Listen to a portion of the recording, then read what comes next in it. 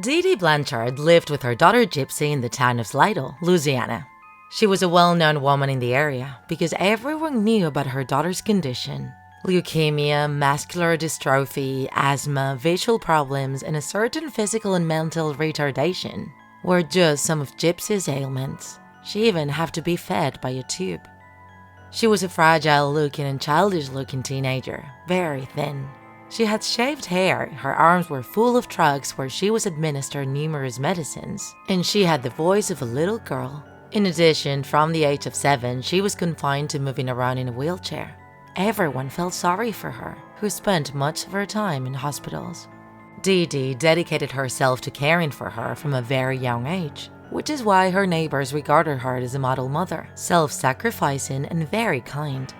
Gypsy's care required a lot of time and money, which they had to face alone when her father abandoned them. And the situation worsened in 2005 when they saw how Hurricane Katrina destroyed their home.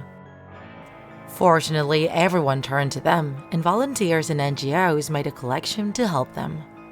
They managed to get them a new house in the city of Springfield, Missouri, where they soon began a new life. The story of overcoming this mother and her sick daughter was revealed in the American media.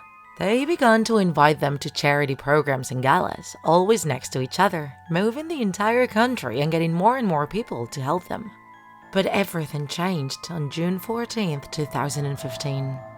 That day, some strange post on Dee Dee's Facebook wall caught the attention of her acquaintances.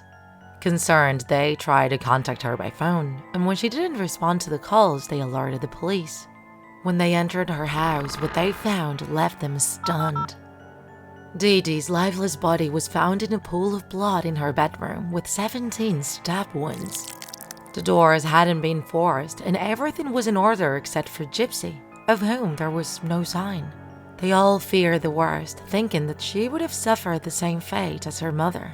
But the testimony of one of her neighbors changed the course of the case. Aaliyah Woodmansey was Gypsy's only friend who, after learning about the crime, spoke to the police. She told them that the young woman had been chatting with an internet boy named Nicholas Gottjohn, and she showed them some of the conversations they had had from her own computer. The police, thinking that it could be a key clue to find the girl, traced the IP from which those mysterious messages had been published. This took them to Wisconsin, where Nicholas lived, who was with Gypsy at the time. Both were arrested after their surprising statements. Gottjohn confessed to the crime, while Gypsy admitted to asking him to kill her. Nobody could believe it. Why a sick young woman so close to her mother had been able to do something like that? But the truth left everyone speechless. Gypsy confessed that she wasn't actually sick, as her mother had led her to believe. In fact, the young woman could walk by herself, as the authorities verified at the time of her arrest. She told them a story of abuse and mistreatment where Dee Dee controlled everything she did. She constantly threatened her and even chained her to the bed. Many times she punished her without eating. She also wouldn't let her go out on her own, make friends, or have contact with the outside world unless Dee Dee was present. A twisted cover with which to continue keeping her daughter in a bubble of unreality. When the truth was uncovered, some doctors who had treated Gypsy declared that on some occasions they had doubted her fatal diagnosis, or that they hadn't seen anything. Many of her medical records had been misplaced by her mother, who said they were lost when her home was destroyed.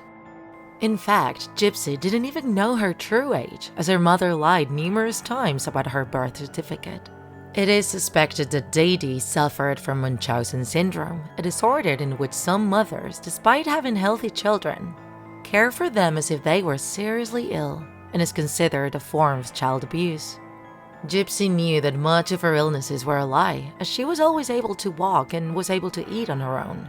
But there came a point where she had had enough of her mother's psychological prison, and when she met Nicholas and fell in love with him, she found the perfect excuse to start a new life. He was sentenced to life imprisonment for being the perpetrator of the crime, while she received a sentence of 10 years in prison, thanks to the extenuating circumstances of her case.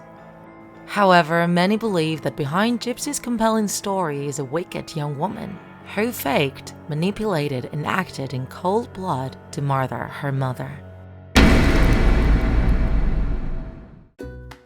If you enjoyed this video, don't forget to like it. And if you want to see more Draw My Life videos, subscribe to our channel. See you in the next episode!